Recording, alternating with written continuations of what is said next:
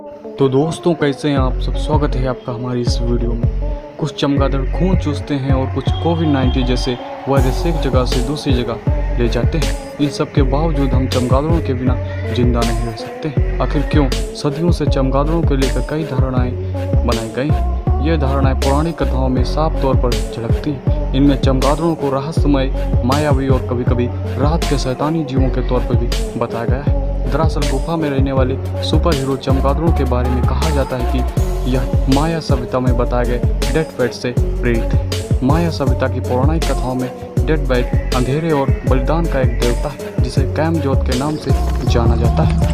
हाल के दिनों में यह छवि और अधिक भयावह हो गई है क्योंकि चमगादड़ों को इबोला, सार्स और कोविड-19 जैसे यूनोटिक रोगों का स्रोत कहा जाता है। हालांकि शोधकर्ताओं का कहना है कि असली अपराधी मानव है क्योंकि वे आवास और जैव विविधता को नष्ट कर रहे हैं। ये आवास और जैव विविधता मानव को उन खतरनाक बैक्टीरिया, वायरस और माइक्रो ऑर्गेनिज्म से बचाते हैं जिन्हें जानवर एक जगह से दूसरी जगह ले जाते हैं। चमगादड़ों की करीब 1400 प्रजातियां हैं। चमगादड़ दुनिया के किसी भी अन्य जानवर की तुलना में सबसे ज़्यादा पौधों का सेचन करते हैं। इन चमगादड़ों के नहीं रहने पर जैव विविधता में गिरावट जारी रहेगी और बीमारी बढ़ने का खतरा बढ़ जाएगा। चमगादड़ के बिना केला नहीं।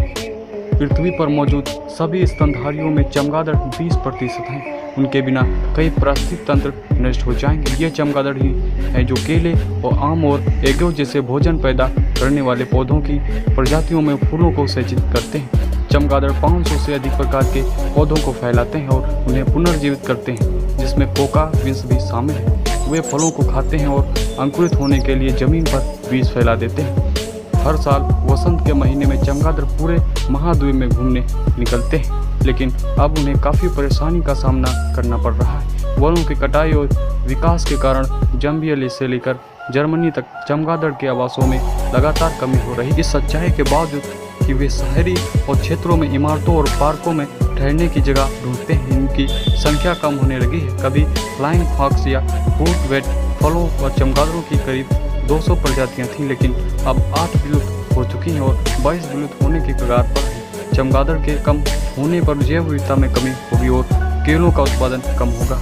खून चूसने वाले चमगादड़ भी सामाजिक जानवर हैं। चमगादड़ की अधिकांश प्रजातियां कीड़े, फल या परागण खाती हैं। हालांकि इनकी 3 प्रजातियां ऐसी भी हैं जो खून चूसती हैं। ये मूल रूप से अमेरिका में पाई जाती हैं। हालांकि ऐसा कभी कम ही देखा गया है कि ये चमगादड़ इंसानों का खून पीते हैं। वे ज़्यादातर दूसरे पक्षियों का खून चूसते हैं। उनकी इस भयावह छवि के बावजूद जर्मन शोधकर्ताओं की एक टीम ने दिखाया है कि खून चूसने वाले चमगादड़ भी सामुदायिक मानसिकता वाले होते हैं। जीव वैज्ञानिक साइमन रिचर्ड कहते हैं वे बहुत जटिल सामाजिक व्यवहार दिखाते हैं, एक दूसरे के बल संवारते हैं, मिल बांट कर भोजन करते हैं। अगर कोई चमगादड़ शिकार से भूखा वापस आता है तो समूह के अन्य चमगादड़ खून की उल्टी कर भूखे चमगादड़ को खून दे देते हैं। यह वह खून होता है जो वे खुद के भोजन के तौर पर दूसरों से चूसते हैं। जब कोई चमगादड़ अस्वस्थ महसूस कर रहा होता है तो वह सोशल डिस्टेंसिंग का पालन करता है। वह सुस्त हो जाता है और अपने समूह के सदस्यों से काफ़ी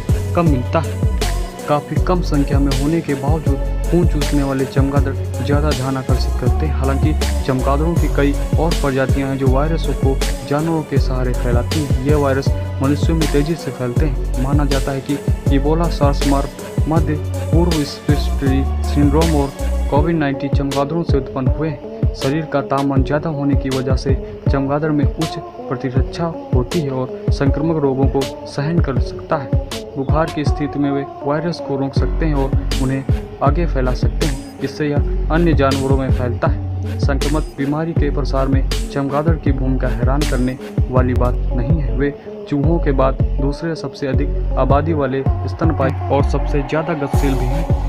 यह एकमात्र स्तनपायी है जो उड़ सकता है। चमगादड़ घूमने के दौरान करीब 2000 किलोमीटर की दूरी तय करते हैं। डोंट ब्लेम बैट्स कैंपेन में कहा जा रहा है कि आज महामारी के लिए चमगादड़ों को दोषी ठहराया जा रहा है, जबकि इसके लिए मनुष्य दोषी है जिन्होंने खुद को जीनोटिक रोगों के प्रति अधिक संवेदनशील बना लिया है।